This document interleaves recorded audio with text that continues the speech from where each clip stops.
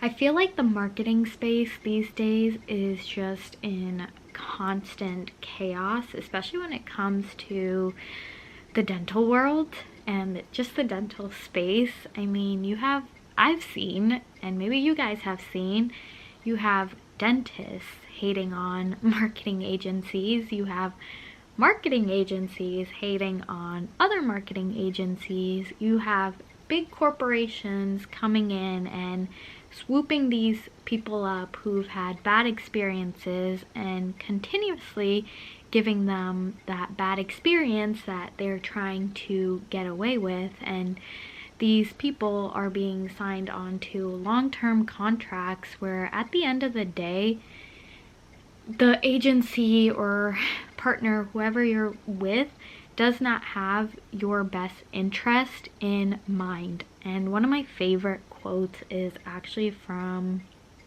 Alex Hermosi, and he said, "Don't let a bad decision cost you twice."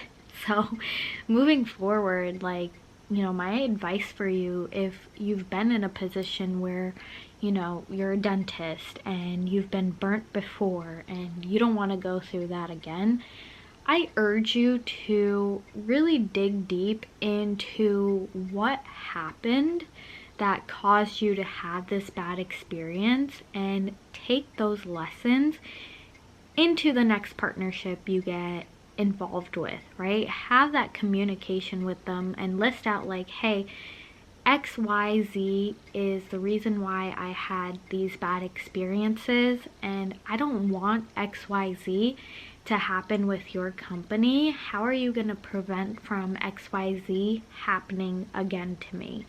So that's one way you can look at it. And then the other thing is, like, with your bad experiences, like, take a moment to sit down and be like, okay, was it because there was lack of communication, constant misunderstanding? Was it because you weren't getting the attention and support that you really needed at the moment? Was it that you had high expectations and your expectations weren't set properly? Was it that, this list is going to be lengthy, but I'm telling you this because these are the experiences that will just leave a bad taste in your mouth, right? Number 4 can be like the creatives. Was it that they weren't using the creatives that you sent them? They were very like basic, stock photo, weren't really personalized. Did you guys have the same goals, the same KPIs to follow, which is basically key performance indicators? Were they sending you reporting? Did they help you understand the numbers and the marketing that was really going on? Was everyone on the same? Sorry, my battery actually died, but what I was saying was, you know, is everyone on your team and the marketing team on the same page? So when you guys are running specific offers, let's say for example, you get people calling your office directly, maybe not going through the funnel. Is your front desk up to speed on, the qualifying questions or collecting the deposits? Let's see what else there is. The messaging, is everyone on the same page with the messaging? Does the offer make sense for you as well as, your audience? Did you go ahead and the first month spend some time, figuring out what it is that your market really wanted? So these are just a couple things, and the list can go on and on and on, but really, really take the time to sit down and figure out, like, what really went wrong with your initial agency that you were with.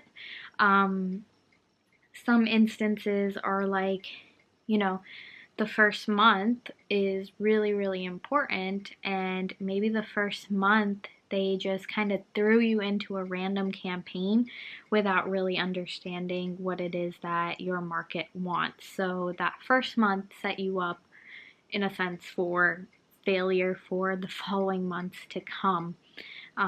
Maybe the follow-up wasn't there on your behalf, on your team's behalf, so you may need an alternate solution.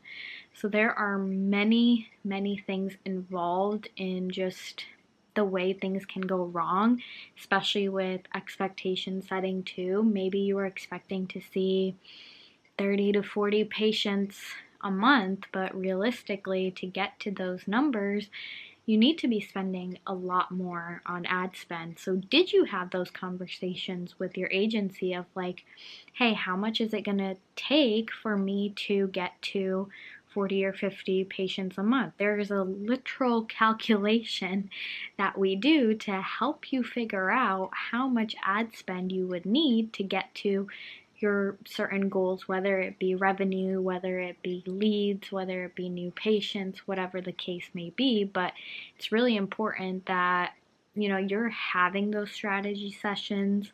The clients that we work with and who perform the best are the ones who are actively involved. We have strategy sessions. They listen to us. They're motivated to perform really well, get out there. They're motivated to make content for us. They understand that it's pretty much a collaborative process. So they know that there's a level of commitment needed on their end. Now, I don't just sign anyone on. It's not really a copy paste marketing solution that I offer. It's very customized, hence why I can only take a select few people at a time, just because it is so high touch. And maybe if you're not looking for that custom solution, then maybe the copy paste solution is the one that you want. But still, take into consideration, like, what was it about the previous copy paste that didn't really work for you, and how can you tweak and adjust that? Because at the end of the day, marketing is all about testing and evolving. If you're not doing that, then I promise you're not going to see success. But yes, going back to my original point that, it has to be a collaborative process. I tell everyone that signs up with us, like, if you can't commit to getting a certain content, communicating with us 24/7, not 24/7, but like in a timely manner, right? Responding to us in a timely manner, and not getting us the photos or the necessary information or access that we need, then we may not be a good fit. And I always ask, like, hey, are you comfortable doing this?